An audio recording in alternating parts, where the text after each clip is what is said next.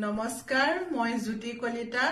Indian অইলে present কৰা smart cooking চ্যালেঞ্জৰ সিজন 2ত মই অংশগ্ৰহণ কৰিব পাই বহুতে সুখী হৈছো আৰু মই মৰিগাঁও ডিস্ট্ৰিক্টৰ পৰা অংশগ্ৰহণ কৰিছো আৰু আজি মই বনাব ওলাইছো স্মোক বইল চিকেন আহকচোন মোৰ পাকঘৰলৈ মই কেনেকৈ বনাও মাংসখিনি প্ৰথমতে ধুনীয়াকৈ ধুই ললো জালুক নহৰু আদা কেঁচা হালধি বিলাহী এটা দুটা কেঁচা জলকীয়া দুটা শুকান জলকীয়া পিয়াজ এটা আৰু অলপ সান্দহ ৰেডি কৰি লৈছো প্ৰথমতে মই ৰেগুলেটৰ অন কৰিম তাৰ পিছত গেছৰ বাৰ্নাৰটো অন কৰিছো ইয়াতে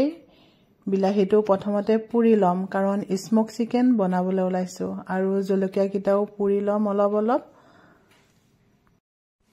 গেছত ৰন্ধাৰ সময়ত সদায় কটনৰ কাপোৰ পিন্ধি লব লাগে বিলাহী আৰু জলকীয়া কিটা মোৰ পুৰা হৈ গল এতিয়া তেৱা এখনত মই কাটি থৈ দিয়া পিয়াজ আৰু নহৰু আদাখিনি অলপো তেল ব্যৱহাৰ নকৰাকে এনে ভাজি লম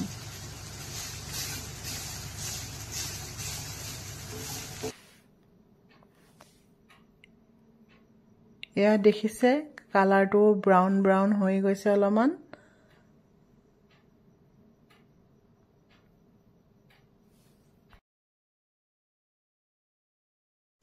পিয়াজ নহৰুখিনি ভাজি হৈ গল এতিয়া মই তেৱাখনত মাংসখিনি ভাজি লওঁ অলপো তেল ব্যৱহাৰ কৰা নাই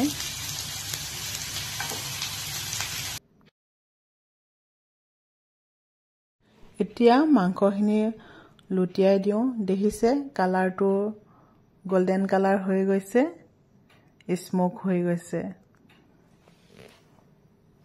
দুইটা সাইডে উল্টিয়াই দিয়াৰ পিছত গোটেই মাংসখিনি ৰেডি হৈ গল মোৰ এয়া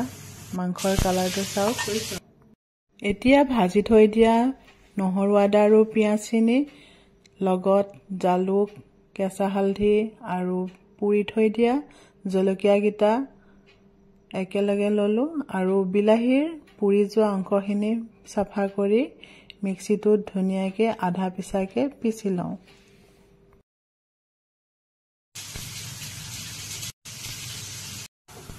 মাংসখিনি বনাবৰ কাৰণে প্ৰেছাৰ কুকাৰ এটাত অলপমান পানী দিছো তাতে পিছি লোৱা মছলাখিনি মই দি দিলো বেলেগ মছলা একো নাই আপোনালোকে দেখিছিলে সকলোখিনি নহৰু আদা পিয়াজ বিলাহী কেঁচা জলকীয়া জালুক এইখিনি আছিলে মোৰ